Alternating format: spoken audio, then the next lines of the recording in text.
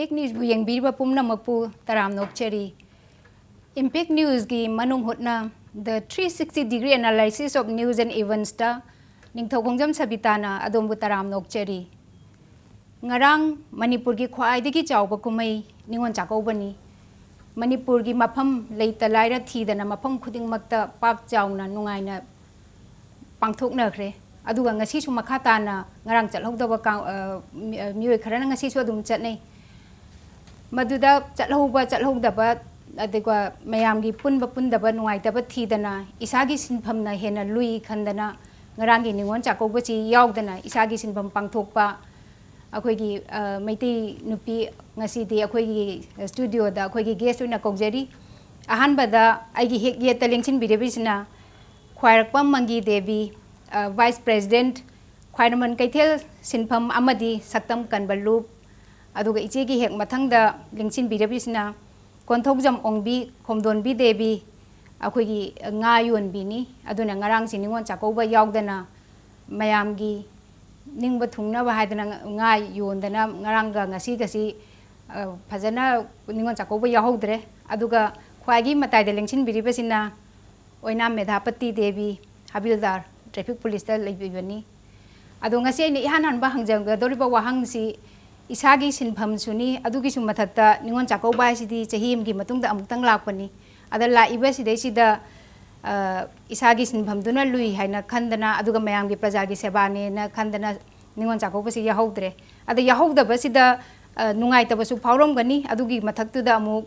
praja gi seba tawbani mayam da darkar leiba nga mayam do phangandana piba khotpa tawbani haibagi wakhal sida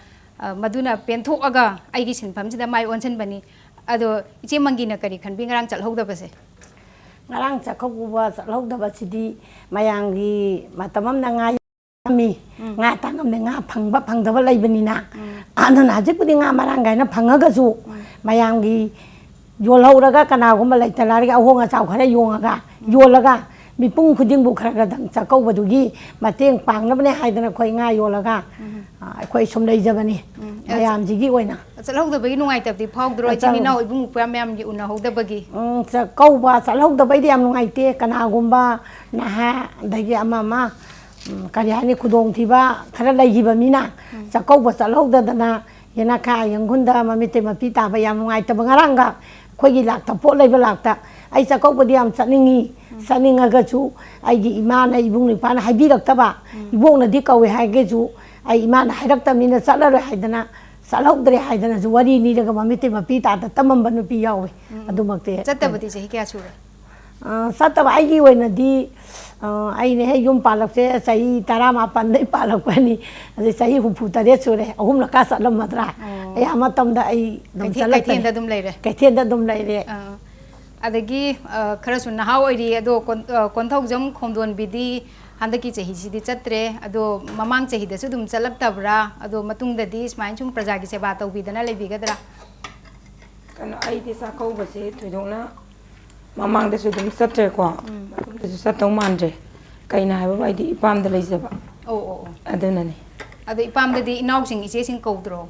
moi mayam ichi mayam kawe ba ko ada kumsi de khoi iman da ma leitaba aduna sa kaudi kaudaba adugi ni adusu chatabagi thoidokpa nungai taba phawdre haiba nungai taba se hoi mayam gi satna basi uraga di nungai te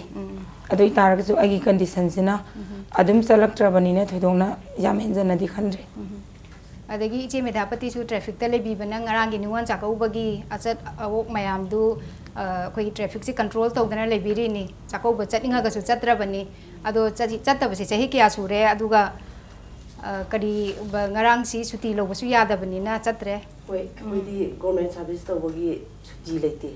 nomaijing leite suti leite aduna ai Chakkouba se ayamatamda Chakkouba yausang akoi amatte yaw phangdre adai bazar sida leiriba nipi angang asolana mayam chatpasi mogi mapom majai bu lakpi gadra adagi kano tawgadra haidana khoine mafam jaga da chalaga chinai paisa nungsa nang sana sagi bag singdo chena paibiu aduga polebe matamda tamna yenga paibiu haidana angang no bi asolana leita lara kharamina kunba yawi bara chali kharame somba yawi adugumba se khoina check tawjaga moi bulam jingbiraga ꯊꯕꯛꯁꯤ ꯑꯩꯈꯣꯏꯅ ꯇꯧꯖꯩ ꯃꯇꯝ ꯈꯨꯗꯤꯡꯃꯛꯇꯁꯨ aduna aikoina traffic ta leijari bisi adumba parjagi seba tawgi damakta aikoi leijabani zatabadi kyam kuire satabadi koina Chakkouba manung si Chakkouba si ayam satre aduga pharakta marakta akoina duty timing nai banina nungdhin gumba pharak aigi pungjing talakta chatli nong phado ada Chakkouba haibagi wani bazar sina chilli sidi Diwali gi mamang hapta mamang dagi adagi Chakkouba gi Ningol Chakkouba gi dakhina leina ba mayam phiro leina ba mayam sina chinbadi adum chilla chille ba Diwali da su akoi adum nungdang si adum duty puraga maramakta mayam sigi chathok chin tawdo khara komna chanaba khonaba akoina adum sinjaraga akoi nupi leiba traffic singsina ayam si tawi nupi police ki khagi sepa kangu su yawi aduga thengjala de koi traffic ina leitaba aduga ayamba nungdingi timing miyam sappa matam se akoina adum sena jaraga kaida isai naw mayam si kaida soigi dege khoki dege haraga adumaina koina sena jaraga laksaba aduga sina sinphamgi oiraga yaubadi ngamdre adu oiraga su khoi gi kum amagi yam tamna lapa Ningol Chakkouba Manipur gi Ningol Chakkouba haraga di masigi festival sigi lamba leitre hainari bani ada haina si tawba si dei sida akhoi gi sum nupi amo ina ije mangina kari phawi chatlabasu chatrabasu Ningol Chakkouba je nupi oi bagi punchi kai sahi amagi thonok panina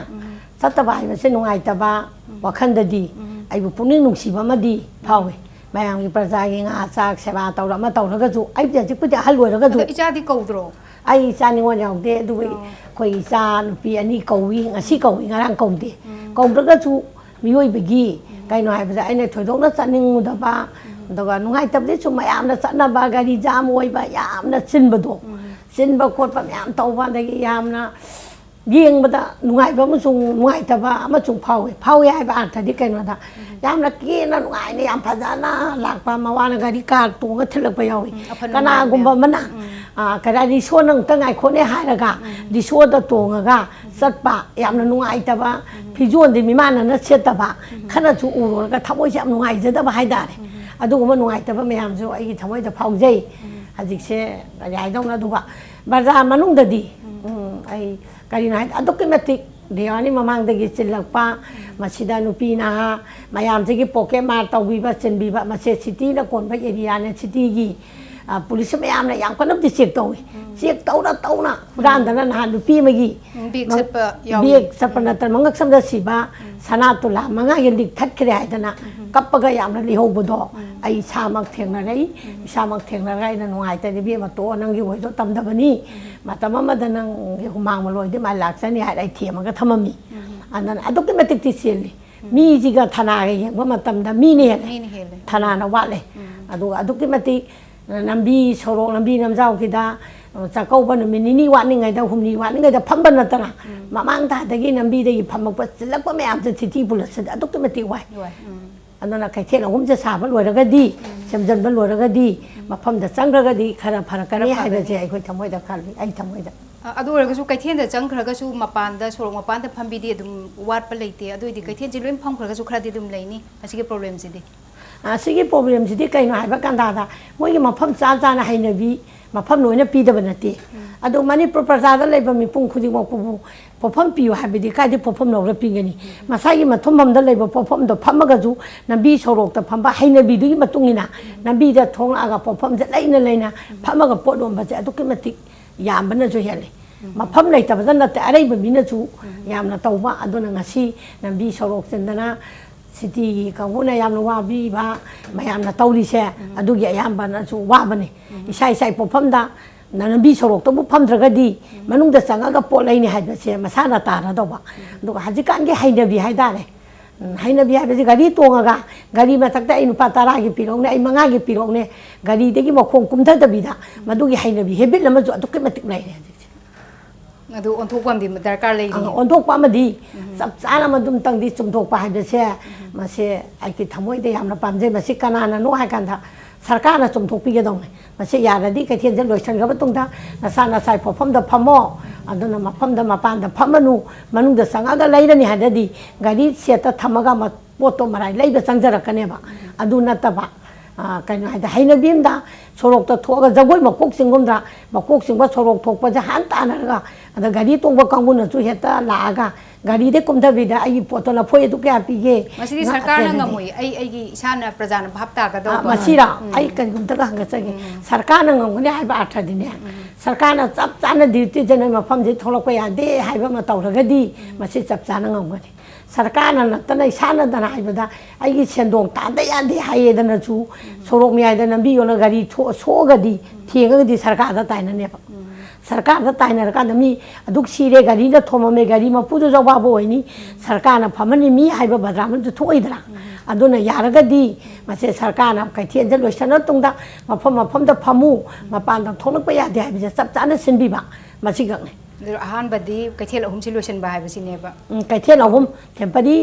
ꯇꯣꯝꯕꯤꯁꯅꯥ ꯍꯥꯏꯁꯨꯒꯨꯟꯒ ꯂꯣꯏꯁꯤꯜꯂꯒ ꯀꯩꯊꯦꯜ ꯃꯔꯤꯁꯦ ꯄꯨꯔꯥ ꯂꯣꯏꯁꯤꯟꯒꯗꯤ ꯂꯝꯕꯤ ꯁꯣꯔꯣꯛꯇ ꯃꯤ ꯆꯥꯏꯅꯤꯡꯉꯥꯏ ꯃꯊꯛ ꯂꯩꯇ꯭ꯔ ꯃꯥꯅꯦ ꯍꯥꯏꯕꯁꯦ ꯑꯩ ꯊꯃꯣꯏꯗ ꯈꯜꯂꯤ ꯑꯗꯨꯗꯤ ꯇ꯭ꯔꯥꯐꯤꯛ ꯄꯨꯂꯤꯁꯀꯤꯁꯨ ꯈꯤꯇꯪ ꯀꯣꯝꯃꯛꯑꯅꯤ ꯀꯣꯡꯒꯅꯤ ꯑꯗꯒꯤ ꯈꯣꯝꯗꯣꯟꯕꯤꯁꯦ ꯏꯄꯥꯝꯗ ꯂꯩꯕꯅꯤꯅꯗꯤ ꯆꯠꯇ꯭ꯔꯦ ꯑꯗꯨꯏꯁꯨ ꯀꯨꯝ ꯑꯃꯒꯤ ꯆꯥꯛꯀꯧꯕ ꯂꯥꯛꯄꯁꯤꯗꯤ ꯅꯨꯡꯉꯥꯏ ꯃꯁꯤꯗꯤ ꯅꯨꯄꯤ ꯈꯨꯗꯤꯡꯃꯛꯀꯤ ꯇꯁꯦꯡꯅ ꯑꯩꯈꯣꯏꯒꯤ ꯏꯁꯤꯗ ꯌꯥꯎꯈ꯭ꯔꯕꯅꯦꯕ ꯑꯉꯥꯡ ꯑꯣꯏꯔꯤꯉꯩ ꯚꯥꯞ ꯃꯦꯟ ꯇꯥꯗ꯭ꯔꯤꯉꯩꯗꯒꯤ ꯅꯤꯉꯣꯜ ꯆꯥꯛꯀꯧꯕ ꯅꯨꯡꯉꯥꯏꯕꯁꯤꯗꯤ ꯏꯃꯥꯒꯤ ꯃꯇꯨꯡ ꯏꯟꯕꯗꯒꯤ ꯅꯨꯡꯉꯥꯏꯔꯛꯑꯕꯅꯦꯕ ꯑꯗꯨꯅ ꯃꯧ ꯑꯣꯏꯔꯀꯥꯟꯗ ꯃꯗꯨꯒꯤ ꯇꯣꯞ ꯇꯣꯞꯄ ꯃꯍꯥꯎ ꯑꯃꯃꯨꯛ ꯂꯥꯛꯄꯅꯦꯕ ꯑꯗꯣ ꯈꯣꯝꯗꯣꯟꯕꯤꯗꯤ ꯑꯩꯈꯣꯏꯒꯤ ꯁꯤꯗꯩꯁꯤꯗ ꯅꯨꯡꯉꯥꯏꯇꯕ ꯆꯥꯛꯀꯧꯕ ꯀꯨꯝ ꯑꯃꯒꯤ ꯂꯥꯛꯄꯁꯤꯗ ꯑꯩꯗꯤ ꯆꯠꯂꯔꯣꯏꯗꯣ ꯍꯥꯏꯕꯒꯤ ꯅꯨꯡꯉꯥꯏꯇꯕ ꯑꯗꯨꯒꯨꯝꯕꯗꯤ ꯐꯥꯎꯕꯗꯤ ꯂꯩꯕꯤꯕ꯭ꯔꯣ ꯑꯗꯨꯝ ꯐꯥꯎꯖꯩ ꯃꯔꯝꯗꯤ ꯀꯩꯒꯤꯅꯣꯕꯨ ꯀꯨꯝ ꯑꯃꯗ ꯅꯣꯡꯃ ꯈꯛꯇꯪ ꯊꯣꯛꯄ ꯆꯥꯛꯀꯧꯕꯁꯦ ꯃꯁꯩꯁꯤꯗ ꯑꯩꯅ ꯆꯠꯇꯕ ꯇꯥꯔꯒꯁꯨ ꯃꯌꯥꯝ ꯄꯨꯝꯅꯃꯛꯅ ꯆꯠꯄꯁꯦ ꯁꯤ ꯎꯔꯒꯁꯨ ꯊꯃꯣꯏꯗꯁꯨ ꯀꯔꯤꯒꯨꯝꯕ ꯈꯔ ꯑꯗꯨꯝ ꯐꯤꯜ ꯇꯧꯖꯩꯀꯣ ꯑꯗꯨꯒ ꯃꯌꯥꯝ ꯆꯠꯄꯁꯤ ꯎꯔꯒ ꯑꯗꯨꯝ ꯅꯨꯡꯁꯨ ꯅꯨꯡꯉꯥꯏꯖꯩ ꯑꯗꯨꯒ ꯌꯥꯝꯅ ꯃꯔꯨ ꯑꯣꯏꯕ ꯆꯥꯛꯀꯧꯕ ꯅꯨꯃꯤꯠꯁꯦ ꯁꯤꯗ ꯌꯨꯝꯗ ꯍꯟꯕ ꯐꯥꯎꯕꯗ ꯑꯩꯈꯣꯏꯒꯤ ꯃꯝꯃꯝꯗꯥꯏꯗ ꯍꯦꯛ ꯍꯜꯂꯦꯕ ꯃꯌꯥꯝꯁꯤꯒꯤ ꯎꯕꯁꯦ ꯁꯨꯝ ꯅꯨꯡꯉꯥꯏꯇꯕ ꯏꯁꯥꯗꯁꯨ ꯀꯩꯅꯣꯝꯃ ꯁꯨꯝ ꯐꯥꯎꯖꯩꯌꯦꯕ ꯑꯗꯣ ꯁꯨꯝ ꯅꯨꯡꯉꯥꯏꯇꯦꯗꯅꯁꯨ ꯁꯨꯝ ꯑꯩꯒꯤ ꯀꯩꯅꯣꯗ ꯂꯥꯏꯕꯛꯇ ꯃꯁꯦ ꯇꯝꯈ꯭ꯔꯕꯅꯦꯅ ꯑꯃꯨꯛꯁꯨ ꯈꯜꯂꯦ ꯑꯗꯨꯅ ꯑꯋꯥ ꯅꯨꯡꯉꯥꯏꯗꯨ ꯀꯥꯎꯊꯣꯛꯑꯒ ꯃꯌꯥꯝꯒꯤ ꯁꯦꯕꯥ ꯑꯗꯨꯝ ꯁꯨꯝ ꯃꯌꯥꯝꯒꯤ ꯁꯨꯝ ꯁꯦꯕꯥ ꯑꯩ ꯉꯝꯅꯕ ꯅꯣꯡꯃꯒꯤ ꯗ꯭ꯌꯨꯇꯤ ꯑꯩꯒꯤ ꯉꯥ ꯆꯥꯛ ꯌꯣꯟꯕ ꯈꯣꯠꯄ ꯑꯃ ꯇꯧꯕꯁꯦ ꯁꯤꯗ ꯁꯨꯝ ꯑꯩ ꯀꯩꯅꯣ ꯇꯧꯖꯕꯅꯤ ꯑꯗꯒꯤ ꯏꯆꯦ ꯃꯦꯗꯥꯄꯇꯤꯗ ꯂꯥꯛꯑꯒ ꯑꯩꯈꯣꯏꯒꯤ ꯇ꯭ꯔꯥꯐꯤꯛꯅ ꯑꯩꯈꯣꯏꯒꯤ ꯅꯤꯉꯣꯜ ꯆꯥꯛꯀꯧꯕꯒꯤ ꯋꯥꯗꯁꯨ ꯅꯠꯇꯦ ꯍꯧꯖꯤꯛꯁꯦ ꯅꯤꯉꯣꯜ ꯆꯥꯛꯀꯧꯕ ꯑꯣꯏꯕꯒꯤ ꯅꯤꯉꯣꯜ ꯆꯥꯛꯀꯧꯕ ꯁꯤꯗꯩꯁꯤꯗ ꯑꯩꯈꯣꯏꯅ ꯃꯁꯤꯒꯤ ꯅꯩꯅꯕꯁꯤ ꯃꯔꯨ ꯑꯣꯏꯕꯒꯤ ꯋꯥꯅꯤ ꯑꯩꯈꯣꯏꯒꯤ ꯈ꯭ꯔꯤꯁꯃꯥꯁ ꯃꯇꯝ ꯆꯩꯔꯥꯎꯕ ꯃꯇꯝ ꯌꯥꯎꯁꯪ ꯃꯇꯝ ꯀꯥꯡ ꯃꯇꯝꯁꯤꯗꯤ ꯕꯖꯥꯔꯁꯤꯗꯤ ꯑꯗꯨꯝ ꯆꯤꯟꯗꯅ ꯂꯩꯔꯕꯅꯤ ꯂꯣꯏꯅ ꯆꯤꯜꯂ ꯃꯇꯝꯅꯤ ꯑꯗꯩꯗ ꯏꯁꯥꯒꯤ ꯑꯋꯥ ꯑꯅꯥ ꯀꯥꯎꯊꯣꯛꯈꯩ ꯃꯌꯥꯝꯒꯤ ꯁꯦꯕꯥ ꯇꯧꯗꯅ ꯊꯣꯛꯂꯛꯄꯅꯤ ꯑꯗꯣ ꯊꯣꯛꯂꯛꯑꯒꯁꯨ ꯅꯤꯉꯣꯜ ꯆꯥꯛꯀꯧꯕ ꯃꯇꯝꯁꯤꯗꯗꯤ ꯀꯩꯅꯣꯝꯗꯤ ꯇꯣꯉꯥꯟꯕ ꯑꯃꯗꯤ ꯐꯥꯎꯔꯝꯒꯅꯤ ꯅꯤꯉꯣꯜ ꯆꯥꯛꯀꯧꯕꯗꯣ ꯌꯥꯝ ꯆꯠꯅꯤꯡꯕ ꯃꯤ ꯎꯔꯒ ꯑꯗꯨ ꯃꯤꯅ ꯎꯔꯀꯥꯟꯗ ꯃꯤꯗꯤ ꯂꯣꯏ ꯆꯠꯈ꯭ꯔꯒ ꯑꯩꯈꯣꯏꯅ ꯅꯨꯄꯤ ꯑꯩꯈꯣꯏꯅ ꯈꯣꯡꯒ꯭ꯔꯥꯎ ꯑꯃ ꯐꯨꯔꯤꯠ ꯑꯃ ꯂꯤꯠꯁꯜꯂ ꯇꯨꯄꯤ ꯑꯃ ꯎꯞꯁꯜꯂꯒ ꯂꯩꯕꯗ ꯁꯨꯝ ꯌꯦꯡꯕꯗ ꯃꯤ ꯇꯥꯟꯕꯒ ꯀꯥꯎꯕ ꯌꯥꯎꯕ ꯑꯗꯨ ꯆꯠꯅꯤꯡꯕꯗꯣ ꯑꯩꯈꯣꯏꯁꯨ ꯑꯗꯩ ꯋꯥꯈꯟꯗꯣ ꯀꯥꯎꯊꯣꯛꯑꯒ ꯑꯗꯩ ꯍꯩꯁ ꯃꯤ ꯁꯣꯝ ꯌꯥꯝ ꯆꯤꯜꯂꯦꯅꯦꯅ ꯑꯃꯨꯛ ꯄꯥꯏ ꯑꯃꯨꯛ ꯆꯦꯟꯕ ꯑꯗꯨꯒꯨꯝꯕꯒꯤ ꯊꯃꯣꯏꯗꯗꯤ ꯀꯔꯤꯒꯤ ꯅꯤꯉꯣꯜ ꯆꯥꯛꯀꯧꯕ ꯃꯅꯤꯄꯨꯔꯒꯤ ꯈ꯭ꯋꯥꯏꯗꯒꯤ ꯆꯥꯎꯕ ꯀꯨꯝꯍꯩꯅꯤ ꯃꯕꯨꯡ ꯃꯧꯄ꯭ꯋꯥ ꯎꯅꯔꯒ ꯆꯥꯛ ꯆꯥꯃꯤꯟꯅꯔꯒ ꯗꯣꯈꯅꯥ ꯇꯧꯕ ꯇꯧꯗꯕ ꯅꯣꯡꯃꯗꯒꯤ ꯍꯔꯥꯎ ꯍꯔꯥꯎ ꯄꯨꯟꯅ ꯂꯩꯒꯗꯕꯗꯣ ꯑꯩ ꯄꯨꯟꯁꯤꯁꯤ ꯐꯪꯗ꯭ꯔꯦꯀꯣ ꯒ ꯍꯥꯏ ꯎꯡꯉꯒ ꯂꯩꯊꯣꯛꯎꯕꯁꯨ ꯌꯥꯎꯋꯦꯕ ꯑꯗꯨꯅ ꯌꯥꯝꯁꯨ ꯅꯨꯡꯉꯥꯏꯖꯗꯦ ꯑꯗꯣ ꯃꯁꯤ ꯆꯍꯤ ꯈꯨꯗꯤꯡꯒꯤ ꯐꯥꯎꯔꯤꯕꯅꯦꯕ ꯆꯍꯤ ꯈꯨꯗꯤꯡꯒꯤ ꯐꯥꯎꯔꯤꯕꯅꯤ ꯃꯁꯤꯗ ꯑꯗꯨꯒꯤ ꯄ꯭ꯔꯖꯥ ꯁꯦꯕꯥꯁꯨ ꯇꯧꯗꯕ ꯌꯥꯗꯕ ꯑꯗꯨꯅ ꯑꯩꯈꯣꯏꯅ ꯁꯤꯒꯤ ꯊꯕꯛꯁꯤ ꯆꯪꯉꯨꯔꯕꯅꯤꯅ ꯃꯌꯥꯝꯒꯤ ꯊꯕꯛꯁꯤꯡꯁꯤꯁꯨ ꯑꯩꯈꯣꯏ ꯁꯥꯍꯣꯏꯅ ꯀꯔꯤ ꯍꯥꯏꯔꯛꯀꯅꯤ ꯀꯔꯤ ꯇꯧꯔꯛꯀꯅꯤ ꯍꯥꯏꯕꯒꯤ ꯑꯩꯈꯣꯏ ꯀꯤꯖꯕ ꯑꯃꯁꯨ ꯂꯩꯖꯕ ꯑꯗꯨꯅ ꯃꯌꯥꯝꯁꯤꯒꯤ ꯀꯟꯇ꯭ꯔꯣꯜ ꯇꯧꯔꯒ ꯂꯥꯛꯄ ꯑꯩ 1988ꯗꯒꯤ ꯇ꯭ꯔꯥꯐꯤꯛꯇ ꯂꯩꯖꯔꯛꯄꯅꯤ ꯑꯗꯣ ꯃꯇꯝ ꯈꯔ ꯅꯥꯏꯅ ꯑꯥꯔꯕꯤꯗ ꯇ꯭ꯔꯥꯟꯁꯐꯔ ꯇꯧꯕꯤꯗꯅ ꯂꯩꯔꯨꯔꯦ ꯑꯗꯣ ꯍꯟꯗꯛ ꯑꯃꯨꯛ ꯊꯥ ꯑꯃꯨꯛ ꯐꯥꯔꯦ ꯂꯥꯛꯆꯕ ꯃꯇꯥꯡ ꯁ꯭ꯋꯥꯏꯁꯤꯗ ꯑꯩꯈꯣꯏ ꯕ꯭ꯔꯦꯛ ꯑꯃ ꯂꯧꯖꯒꯦ ꯑꯗꯨꯕꯨ ꯑꯩꯈꯣꯏꯒꯤ ꯅꯤꯉꯣꯜ ꯆꯥꯛꯀꯧꯕꯒꯤ ꯃꯔꯤ ꯂꯩꯅꯅ ꯌꯥꯎꯅꯤꯡꯅ ꯅꯨꯄꯤ ꯑꯣꯏꯕꯤ ꯀꯌꯥꯅ ꯏꯁꯥꯒꯤ ꯁꯤꯟꯐꯝꯅ ꯃꯔꯨ ꯑꯣꯏ ꯍꯥꯏꯗꯅ ꯅꯤꯉꯣꯜ ꯆꯥꯛꯀꯧꯕ ꯑꯁꯤꯕꯨ ꯇꯨꯡ ꯀꯣꯏꯅ ꯊꯝꯂꯝꯃꯒ ꯏꯁꯥꯒꯤ ꯏꯊꯧꯅ ꯃꯥꯡꯗ ꯊꯝꯃꯒ ꯁꯤꯟꯐꯝ ꯇꯧꯕꯤꯔꯤꯕꯁꯤꯡꯁꯤꯁꯨ ꯑꯩꯈꯣꯏꯅ ꯊꯥꯒꯠꯅꯤꯡꯉꯥꯏꯅꯤ ꯑꯗꯨꯒ ꯅꯨꯄꯤ ꯑꯣꯏꯕꯤꯒꯤ ꯐꯦꯁꯇꯤꯚꯦꯜꯅꯤ ꯍꯥꯏꯔꯤꯕꯁꯤꯗꯩꯁꯤꯗ ꯅꯨꯄꯤꯁꯤꯡꯁꯤꯅ ꯅꯨꯡꯉꯥꯏꯇꯕꯁꯤꯁꯨ ꯅꯨꯡꯉꯥꯏꯇꯦ ꯑꯗꯨ ꯑꯣꯏꯔꯒꯁꯨ ꯃꯌꯥꯝꯒꯤ ꯁꯦꯕꯥꯅꯤꯀꯣ ꯍꯥꯏꯅ ꯊꯣꯛꯂꯛꯏꯕ ꯅꯨꯄꯤꯁꯤꯡꯁꯤꯕꯨ ꯑꯩꯈꯣꯏꯅ ꯄꯨꯛꯅꯤꯡ ꯊꯧꯒꯠꯇꯕ ꯊꯥꯒꯠꯇꯕ ꯉꯝꯗꯦ ꯑꯩꯈꯣꯏ ꯕ꯭ꯔꯦꯛꯀꯤ ꯃꯇꯨꯡꯗ ꯑꯃꯨꯛ ꯂꯥꯛꯆꯒꯦ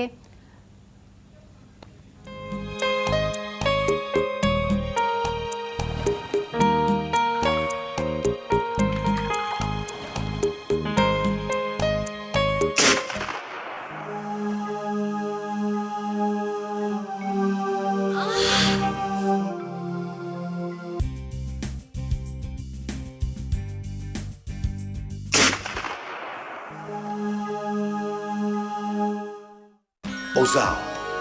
Pain Relief Ointment Khwang naba kok chikpa tang chikpa amadi khu naba na singbada sinaba yarba Ozam Lips up group na puthok saba Ozam sinabiyo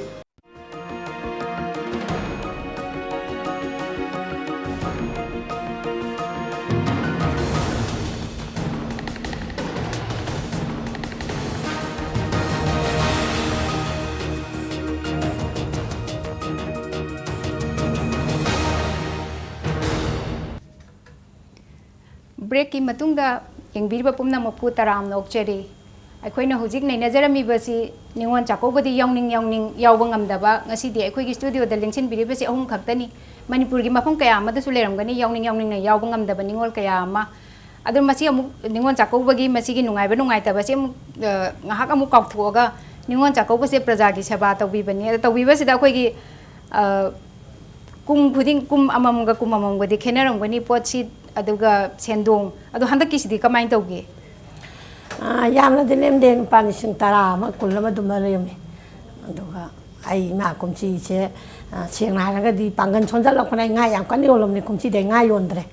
ai piron khara yolo kholaga potha boina tawdanai operation manga rak tawdu re ade potha raga piron omba khopto danupa sing tara mu khara di hena lemi tara banga kundi yolom ga da kupsana ai padre dumma dilem kanaba kharadi phangi kanaba di khara phangi adagi ai nei sui sa da pingo ju pibang paisa dana khara tong khota pai do banina dumai na taw ye aduni masini meitei nupi gi thauna se akhoi gi sola bu sona nga yo lamba de gi hujikti nga yo ba sina arumba thangba su heli aduga awaba thabak ni adu raga su yumda lei ta khai pathadana imung manunggi icha isugi mating kitang oi pang na ba aduga akhoi gi sel thungi phibam da su akhoi na kitang to ba ya ba ngam ba haidana tholak tana tawbiri sini bazar si chahi kya de kup phamake ai sagi chahi ai je chahi ne kunga ni pan dai da gi ai khoi gi nang pabung lai hidre du matung de dum na wena thokla abane na wena dom ngasi ba da dum nonge nga ra kai the da lai ja kai the lai mi lai sai su khuding mak tak pi dana parja gi seba to bangam ja bani ai nonge nga ra pai kai the na ya matam da lai ja de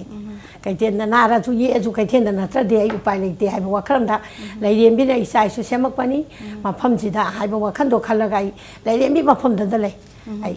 sai su Chakkouba karigumba ai tai sing na popa masa sing ai sai gi Chakkouwi ko nonga laga ko ra su si su ko wi sak charam dai dai sai mong na sak to nga chalu de hala lai mi banak ta dum potha ba hai dare ai gi nungai ja ba ai punchi je lai mi ba pham da dum ya to ki matik nungai ja ai hakti lai mi sai su se bi rak pani ada khumdon bidi chahi kya dagi akhoi gi bazar sida nga yon birapanu aduga hujik phawba da ada matang jana hangningi sina handaki Chakkouba sida di nga chi makhan di yam thokle ada kari maru oina karam nga ni yom bige handak Chakkouba gi yon ba sai di grass cup na yam loi yole aduga aina karen tholak pa 1995 te isai chahi kya su bada sai kuntra ga adai muta tholamani adaida akhoi na nga yon ba tholak pa si khoi imana hana phamame imana phambadagi ima se baba lai tabada khoi ma se phamba se tokpa dagi aina mu ima gi mo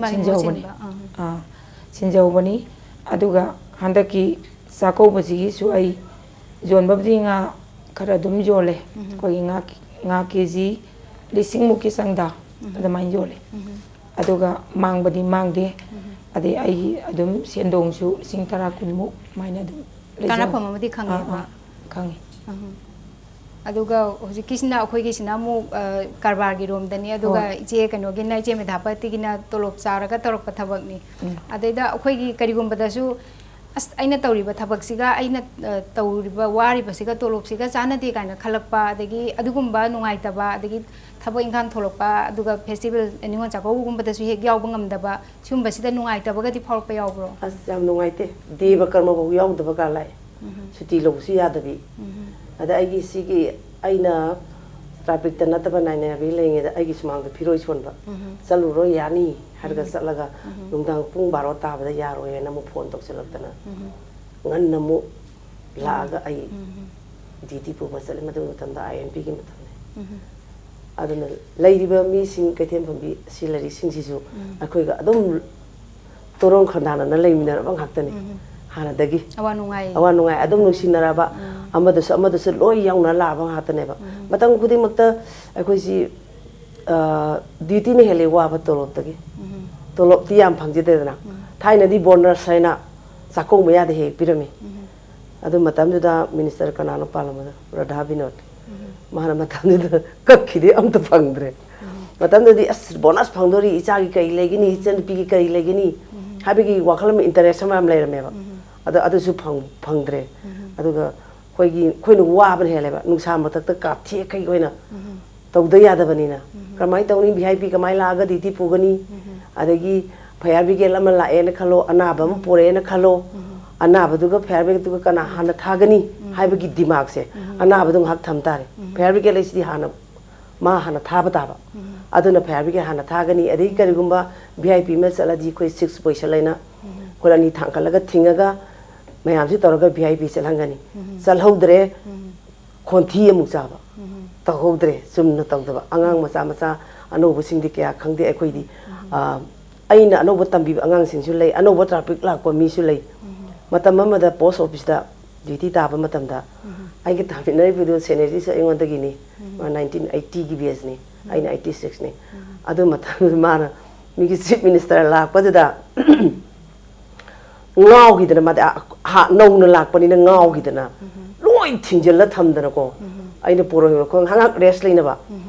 adai da aina sensen la tampa na ngau rung bo na pulap na nakal 5% da thamaga aduga nakal chief minister chal leba adama hadi anobula poni kya khangda ba ada nauna traffic ta join tor poni na ai koina koina lera abanina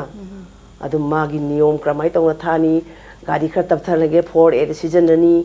adagi aduna du season agani haiba sigi niyom da koina hana khangraba moidagi ada seniority ni moidi koidagi amu oibidi ko ada nupa nupi thidana chap chana traffic ta leira bani na mayam ge sar ok si chap chana control tongni na madui thongna am da adu thongna di adum leire aduga ai si mina zu kharki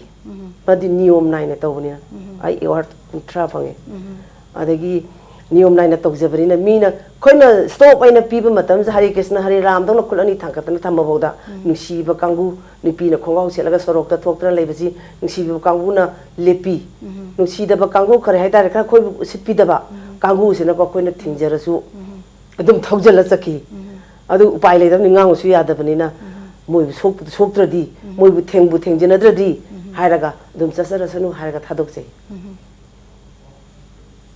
adai hujik phawda tawbasi waraga su aigi society sida aina karigumba kharadi dan tawri ko haibagi nungai badi phawbi bro phawi mayam sigi dan tab haibadi karigumba traffic ki lambian sida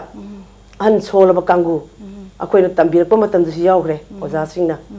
akoigi oja sam Bombay pass ni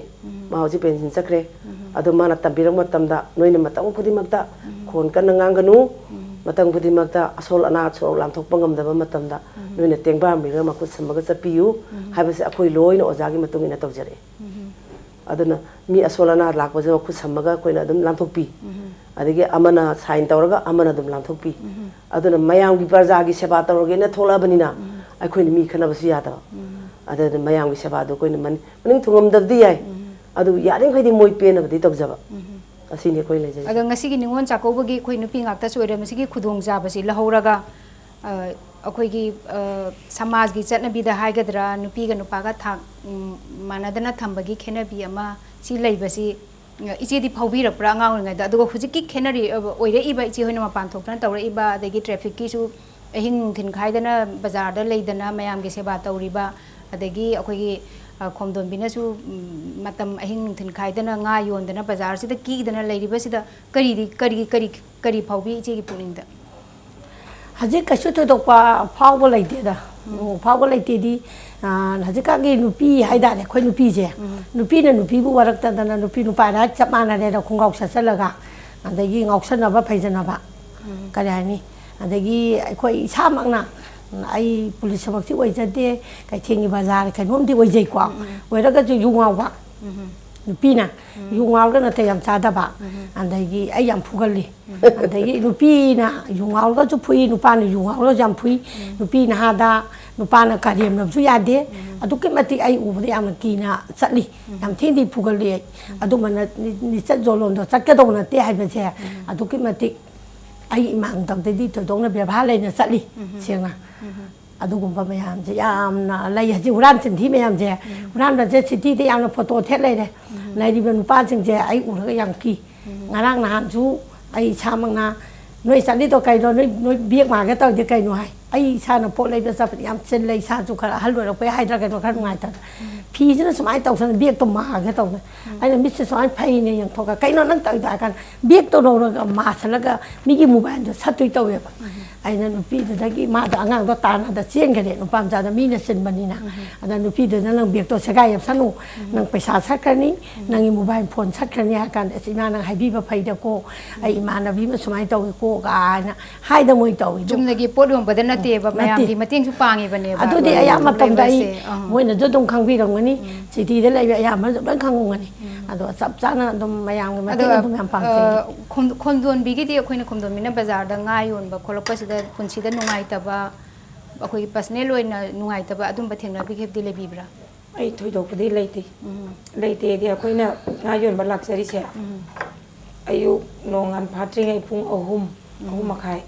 theng ba de mari se khoi bazar dum leu jer e bu ko aduga lai ba nga du jolaga nungthil gi phung mari manga da dum da mo hanje ba ada thoi dok pa kan akhoi na bazar da lei ba sida thoi dok na kana to ba ai theng na jade aduga nga sai gi madam na haibi ba nupi nupa right mana ba hai ba se right mana hai taraga su masigi yamna kana to bo lei gre nupi hai ba sidi khongthang ama soi ba da ai gi punsi gi life ke oina madu yamna kudong thiba mani adun ai isa na isa gi phirep to sab sana logjera kanda leiragadi asi thoi ba ko gi crime mayam mo thoe ko nupi da chathaba crime sidi masing khangdana thokre si puna maksya ai isa na adum isa gi yamna kana tongna chasaba taragadi thoi do ko se thongningai leitabra na khali aduga ichi medapati da lak jaba da koi gi office hujikti nupa nupi loina mo office amda puna thabak tominara ba ngak tani adai da ichi da sum angna hawri ngai dei changok ba matam sida karigumba nungai taba nupa nupi khena ba discrimination si phaubi ki bra phau ki da bra nupa nupi gi akoi leimine ge sigira lemina ba haibidi akoi loina mak lemina ba sidai sida officer na bu oirasu ade natraga ithak thongba mana oirabasu natraga chumnagi micham na bu oirabasu nupi nupa gi khena ba se duty to sidai sida thengna ki be yaubi bra ha nupi nupa thengna ba ji koi office ta lai ba staff nupa nupi khuding makti mana nupa ni mana nupi ni haibagi walite yam nuksina na sanana nang na si tawba aina si tawba harga tawna re aduga hojik laiba duty puri mata matamda nipa singna koi usipidi gu live devi gumba langna gumba ai masing yam fatte akoi gi kanona public misna ado aidi matamda gari masa ma thambaga tanara phui nangi na sana sada nangi nama gumba na sumba thabak si tawramadi nang nungai gadra ai si nang nama gumba ni mai langna ganu matungda nama na pa lai gu dong khalu harga inthina paktak piraga sakhi yam khudong thi bai am thena gre bazar manung si yongsa hura lambagi tanara pharo gumba traffic oi no traffic ki thodi natra bani natra basi di yeng nu ai ta adu su mong na asa phaja abam tera ki ni chapam da dum dem lam jen ga se yang abri sport la ko mini na adu tanara phar ga hanu bi du kap le ram do da pi bi gumba adu ga aina amuk thom ba da ni pi de ma kai da di laite ai gi masing je phatta ba ai di huran bai je ko ai da ga ni pam je da ba ni ra cha ban pai ba adum na adum ba awa ba adagi mi gi sorat kumba ma gi devar krama sa ko wero poyom thamjaba leidana si nang pofam jang hak thamjaramge harga thamamaga nipi ahum nipa ama asila aga magi khaw si thamjalamaga atopa athanba khaw si purga sakiba mahut silamba asi bazar am toin thoi aduna yam nongai jadaba adkoi sign tawbada natana adai gari gi kero tawbada natana adum huran jin thi jadum phajayeba aduna leiba singsina leiba nipa oro ma oro khoisu मचन मचा नत्रगा ममागुमने न खलगा प्रजा से मनिंग थुंगना अंत कोई अमत ओनी न खनबीरगा लेरदी traffic से कोई निंग थुंगना ओइगने न खनजे है से नुपी नि नत्रगा नुपानी हाइबगे आई ड्यूटी तौबदा खेनाबा लेते बा अदुगुंबदो आइना पामजाबा लैबा पब्लिक की मैम सिनसु अदुनी मैम हुजिक ताबीरे अखोगी इसा इसागी आइगी इथौसी तौनी न थोलपा मतमसिदा इतिंग थोकना आई नुपीनी आई नुपानी हाइबा खेनाबा लैतना आइगी तौफम थोकपा फिलसिदा आइना थोलपा सिदैसिदा मतिक चाना तौनी हाइबा अखोगी गेस्ट अहुमसिना फजना ताकपीखरे अदुना अखोगी निंगोल चाकौबगीदी ओइरगसु नुपीगी निंगोल चाकौबा हाइबसिसु नुपीना दुम लोइन सिनजबा गाक्तनी अमरोमदा हाइरुरगदी कैथेल कारिबा दखिना तौरिबा मयामसे होय पैसाबुदी मयाम पुथुकमिनरंबा याइको अदुरगसु मरुओइना नुपीगी फेस्टिवलनी नुपीना सिनजबनी नुपीना नुंगाइजबनी अदा हुजिकसे निंगोल चाकौबगी मतुंगिना ओलपगी मतुंगिना हुजिकसे इसै नोंमाई अनौबा मथेल खरसु हापचलए मसिदी करी खनबी इसै नोंमाई अनौबा मथेल बदे हापचलए निंगोल चाकौबा मतंगसे कनोमता हाइनागे हाइहोगे हुजिकसे अखोगी अमना तौर नुपाना तौरसु फते नुपीना तौरसु फते अखोगी लगाव खावबसे हुजिकती कन्ना तौनरेदनाको अदैदा हुजिकसे नुपी अंगांग लोइनमुकसे थोकदना थानरेबा सिगी मतंगदा यामसु इनारे अदा इमादी करी फावबी आइची अदुदी आइ थमोइदा दुखि मति पामजदे लगाव खावबसे ना नुपीना लगाव खावरमेको लगाव खावमदा आई नुपीदो खोंपांग खावरमे फुरमे मयामदुना अइंगोंदा करिगिनो ये करिगिनो नुपीना लगाव खावबगी करि रे लै नुपाना खावदी खावबनी करिगिनो नुपाना खावदे यार नुपीन खावदे यार करिगिनो अदो हाइ मतमदने पेमे नुपी नुपा ओइसु मियोइबगी मचा मवा लैदी फरजु फतजुको मा अंगावबी मक्ते नुपीना लगाव खावबैसे नेबाकि सनदीदना नुपाना खावबैदुदि नुपागी सनबीम लै नुपानादी नुपी अहुम मरी लोलो जुलेमीदना नुपीना नुपा लोन्या दे हाइबनी ओममा लैबनीना अदो बे सनबा मियोइबगी सन पथाबमदि लैयबा ए चटनबी सिदी अखोइना सेंबा गाक्तनी नुपीना नुपी लोलिबा नुपादसु मयामदुना याबा खरना तौना यारिबनी अदुसु अफबा नते अदुगा लगाव खावबसे नुपाना खावबसु फते नुपीना खावबसु नते अदु आई करिमा करिमा दगा नुपीना खावजु फते नुपाना खावब फतजु मतम जाबा हाइबमदि लैदना नुमो वानेदा निनी वानेदा तौरदि पै नुमि 10 नि वानेदा 5 नि वानेदा लगाव खावदु लेकाइ दु लैरिबा अंगांग नुपी फिरो लैने तौजबा अदगी नुपा 10 दंग कुंदगा सापो चावन मामाना पिथोकंग लगावद लोइ थातुए अद नुपी मान तबदि नुपान मु हेना खावलोइद्रो अददी नुपी माना तोकदि नुपा म्याम खावकद नुपी म्याम अखोइना नै लगाव खावबे अदे तो हाइबदो आई लौरेमने काइ दैनी आई सामरांगदगी मतम कुइरे लौरेमने काइ दो होंगचरपा अदुगा सिबाउदा लौरेमने काइ सिदा लगाव खावबसे याम तोइना आइना हाइबा नतना भाब ताबा हाइदरा कैनो हंदक्ति याम कना लाउथोकपना नि खंगदे अमना निंगदे लगाव खावबसे याम मतमदा खावदे अदुगा तोपा नमददि याम खावे अतोपा नमददि याम खावी नाना दु तौगे याम हाइनै अदुबो खोइगी लौरेमने काइ सिदा हे कवा हाइदरक्ता लगावते थोजोंग पंखाव खावद्रे हंद कुमसी चाही ओइदी अदो खावरगसु करियानी कवादा तारिबा थला मयामदे याम तोइना चतना यामना चेक येंगबीदना हाइदारे अदुके मतिक लगाव खावदे अनन फिमरो लैने तौजबा मसा मसुगी लाकपा मयामदा लगावदा थादोक्ता ना कप्पा यावी लगावदा नुपा 2,000 पोरेये मवादुना सना सारु जोना पिरागा लगावदा थादोखरे कप्पे मा निक्तोम यावबु यावरंगनी खरबदा मा निक्तोम लोथोगा लगाव मफम महुम थाये मफम महुमदुदा नुपा ला मखाइ फावी ममन हंजले राना तौनेयना ना याम यावबने खरबदागा अदु ममयामदो नना लगावदो खावदगदि फरोइदरा सनबिनी लगाव हाइबजे दिवानी हाइबजे नोमो वाने द निनी वाने खावदि फैयबा तारानी थाम वाने लगाव खावदि कनागुम्बा अमांगाता याम यावेबा पुक्सेन फाबा ngamdaba हाइदारे अदो नै लगाव खावबजे आई थमोइदा सुपामने पामजदे पुक्सेन फाजिलु हाइबनिने सि मतांग लगाव थाबसिदि अदो खोंदोन बिगिदि अखोइगी निंगोल चाकौबा लोइरकपा हाइबन नते नुमितसिदा हुजिकती फेस्टिवल मैम तौरेदना को अखोइगी इसे नोंमाइ तौदना निंगोल खुदोल हाइबना अमम तौवे सिगुम्बसिदि अंत येंगबिदब्रो येंगिदो टीवीदा ओ सुम जुमदा हनग्रगा सुम अंगांजिंग साक सिंग ngaइबो खोटपा दुबदा दुमहाति दुम जे दे ओन बसिता दुम अखोइसु खरा खरा दे दुम यावी हाइबनेबा दुम लेंदना लेबदि यादबनिना अदो इचे मेदापतिदि संग्रो येंगबो खोटपदि संदे टीवी येंगबो चाकु थोंगद्रा थोंगद्रा टीवी येंगबो संदे हुजिकति खरा सिरियन गुम्बा खरा मतम लेनबगी येंगे अदुगुम्बा कनो लापदि आई क्या येंगे अदु ओरगसु थबकता इथौ तौरगा ngha yumda halakpade ngha pathanabagi macha amadi adum ꯑꯩꯈꯣꯏ ꯉꯥꯏꯍꯥꯛ ꯄꯣꯊꯥꯕꯗꯣ ꯍꯧꯖꯤꯛ ꯑꯩꯈꯣꯏꯒꯤ ꯂꯤꯂꯥꯒꯨꯝꯕ ꯂꯥꯛꯄꯒꯨꯝꯕ ꯑꯗꯩ ꯑꯩꯗꯤ ꯗ꯭ꯔꯃꯥ ꯁꯤꯅꯦꯃꯥꯒꯨꯝꯕ ꯂꯥꯛꯄ ꯍꯥꯏꯐꯦꯠ ꯌꯦꯡꯉꯒ ꯑꯗꯨꯝ ꯄꯣꯊꯥꯖꯩ ꯃꯔꯝꯗꯤ ꯑꯩꯈꯣꯏꯗꯤ ꯄꯣꯊꯥꯗꯗꯤ ꯋꯥꯏꯑꯦꯕ ꯑꯗꯨꯅ ꯏꯁꯥꯅ ꯔꯦꯁ ꯂꯩꯇꯕ ꯌꯥꯗꯦꯕ ꯃꯇꯝ ꯈꯨꯗꯤꯡꯃꯛꯇ ꯌꯥꯎꯁꯨ ꯉꯟꯗ ꯌꯥꯗꯦ ꯑꯗꯨꯅ ꯁꯤꯒꯤ ꯊꯕꯛꯁꯤ ꯅꯪꯉꯣꯏꯗ꯭ꯔꯥ ꯈꯣꯠꯂꯣꯏꯗ꯭ꯔꯥꯅ ꯑꯗꯨꯒꯤ ꯈꯟꯖꯕꯗ ꯑꯩ ꯀꯌꯥ ꯏꯟꯇꯔꯦꯁ ꯂꯧꯗꯦ ꯑꯩꯈꯣꯏꯒꯤ ꯏꯊꯧꯁꯨ ꯇꯧꯒꯗꯕꯅꯤ ꯃꯄꯨꯡ ꯐꯥꯅ ꯑꯗꯒꯤ ꯅꯨꯄꯤꯒꯤ ꯃꯊꯧꯁꯦ ꯑꯣꯐꯤꯁꯁꯨ ꯆꯠꯀꯅꯤ ꯑꯗꯒꯤ ꯀꯩꯊꯦꯜꯗ ꯄꯣꯠ ꯌꯣꯟꯕ ꯀꯥꯡꯕꯨꯅ ꯀꯩꯊꯦꯜꯗ ꯑꯩꯈꯣꯏꯒꯤ ꯅꯣꯡꯃꯒꯤ ꯌꯣꯟꯐꯝ ꯊꯣꯛꯄ ꯌꯣꯜꯂꯨꯅꯤ ꯍꯜꯂꯛꯀꯅꯤ ꯏꯆꯥ ꯏꯁꯨ ꯁꯦꯟꯅꯅꯤ ꯌꯨꯝꯁꯨ ꯀꯣꯏꯅꯤ ꯑꯗꯨ ꯇꯧꯅ ꯇꯧꯅ ꯑꯩꯈꯣꯏꯒꯤ ꯆꯠꯅꯕꯤꯒꯤ ꯃꯌꯥꯝꯒꯤ ꯑꯣꯜꯂꯛꯏꯕ ꯁꯤꯁꯨ ꯌꯦꯡꯉꯤꯕꯅꯦꯕ ꯇꯨꯃꯤꯟꯅ ꯐꯝꯗꯅ ꯂꯩꯕ ꯅꯠꯇꯦꯕ ꯑꯩꯗꯤ ꯁꯤ ꯇꯧꯈ꯭ꯔꯦꯅ ꯇꯧꯕ ꯅꯠꯇꯦꯕ ꯑꯗ ꯉꯁꯤꯒꯤ ꯅꯤꯉꯣꯜ ꯆꯥꯛꯀꯧꯕꯒ ꯃꯔꯤ ꯂꯩꯅꯅ ꯑꯩꯈꯣꯏꯒꯤ ꯅꯤꯉꯣꯜ ꯆꯥꯛꯀꯧꯕ ꯌꯥꯎꯅꯤꯡꯅ ꯌꯥꯎꯕ ꯐꯪꯗ꯭ꯔꯕ ꯑꯗꯨꯒꯤ ꯐꯪꯗꯦ ꯍꯥꯏꯕꯒꯤ ꯆꯤꯟꯇꯥ ꯇꯧꯕꯗꯤ ꯅꯠꯇꯕ ꯁꯨꯝ ꯅꯨꯄꯤ ꯑꯃ ꯑꯣꯏꯕꯒꯤ ꯀꯨꯝ ꯑꯃꯒꯤ ꯂꯥꯛꯄ ꯀꯨꯝꯍꯩꯁꯤꯗꯤ ꯌꯥꯎꯅꯤꯡꯕꯒꯤ ꯊꯃꯣꯏꯗꯗꯤ ꯐꯥꯎꯕ ꯑꯗꯨꯕꯨ ꯏꯁꯥꯒꯤ ꯏꯊꯧꯅ ꯍꯦꯟꯅ ꯃꯔꯨ ꯑꯣꯏ ꯍꯥꯏꯗꯅ ꯌꯥꯎꯗ꯭ꯔꯕ ꯑꯩꯈꯣꯏꯒꯤ ꯏꯍꯥꯟ ꯍꯥꯟꯕꯗ ꯑꯩꯒꯤ ꯑꯃꯨꯛꯀ ꯍꯥꯏꯖꯒꯦ ꯈ꯭ꯋꯥꯏꯔꯥꯛꯄꯝ ꯃꯪꯒꯤ ꯏꯆꯦ ꯑꯗꯒꯤ ꯈꯣꯝꯗꯣꯟꯕꯤ ꯑꯗꯨꯒ ꯏꯆꯦ ꯃꯦꯙꯥꯄꯇꯤ ꯑꯩꯈꯣꯏꯒꯤ ꯉꯁꯤꯒꯤ ꯃꯅꯨꯡ ꯍꯨꯠꯅꯒꯤ ꯊꯧꯔꯝꯁꯤꯗ ꯑꯩꯈꯣꯏꯒꯤ